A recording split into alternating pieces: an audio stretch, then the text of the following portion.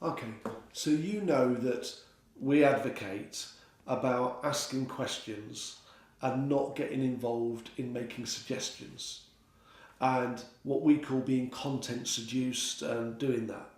And that's really important, so that the other person takes personal responsibility for doing the thinking, coming up with their own ideas, building their own action plan. However, there are occasions where you notice something or you think of something that you think might add real value to that person. I'm going to show you a very simple 4-step process to contribute ideas easily and elegantly, right? And get away with it without influencing the other person unduly. So this is how it goes. And there is a warning with this. The warning is don't do it too early. Because if you do it too early during the possibility thinking, that what will a person think? They might think, oh, are you telling me my ideas are no good? Or, well, I don't need to do anything. You're obviously the expert. You tell me. So only do this when you've given the other person fair chance to come up with their own ideas, or maybe they're struggling. And this is how I would do it. The first step is to ask their permission. Now that might seem a little bit strange to you, but it's a very simple question. I might say something like, I've got an idea that might help you. Would you like to hear it? What do you think most people say? They go, yeah, okay. Or they nod or they grunt, yeah, okay, sure. Because remember, you've got the rapport with them, right? And because you've asked them permission and they're going yes or okay, that is a helpful statement that they have now made and a helpful thought in their head. Yes, okay. If you don't and you just barge in and you say, here's an idea for you, da-da-da, inside their head, they might be saying some hindering things, and some of those hindering things might be about you as the coach. So step 1, ask permission and use your own words. I normally say something like, I've got an idea that might help. Would you like to hear it? Notice I say might help. I don't say, here's a brilliant idea, why don't you use it? I've got an idea, would you like to hear it? Yeah, sure. Then, before I give the idea, step 2 is to reassure the person. Well, what do you think you might need to reassure them about? Well, that it's only an idea. They don't have to use it. Something to that effect. So, rolling those first 2 steps together, I would say something like, I've got an idea, it's only an idea, would you like to hear it? Yeah, okay. Remember, it's just a possibility. Don't have to use it.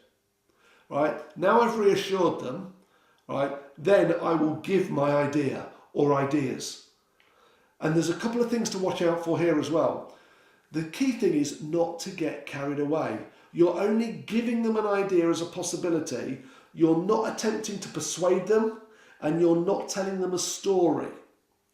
Here's what I've sometimes seen people do. They ask permission, they reassure, and they go, here's a great one. When I was doing something similar, they tell a story, da-da-da, and they might be doing it out of, genuine care for the person, but actually you're dominating the airspace, you're taking up more time than they have taken, and therefore you're actually prioritising your idea.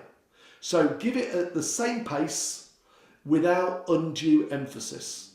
Don't tell them that your idea is brilliant because you haven't told them all of their ideas are brilliant. So I would say, got an idea, would you like to hear it? Yeah, sure. Remember, just an idea, don't have to use it. You could involve Fred, you could involve Alex, or what about Sue? Okay, just thoughts. And notice what I did at the end there. I reassured again.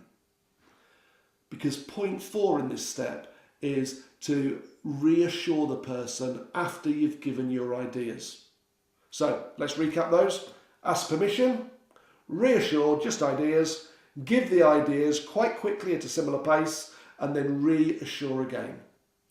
And then what I do is I put on my coaching hat again and I ask them a question to get at least 2 or 3 more ideas from them. So I would typically say, what else could you think of? Or who else could help you? Or how else could you possibly do that?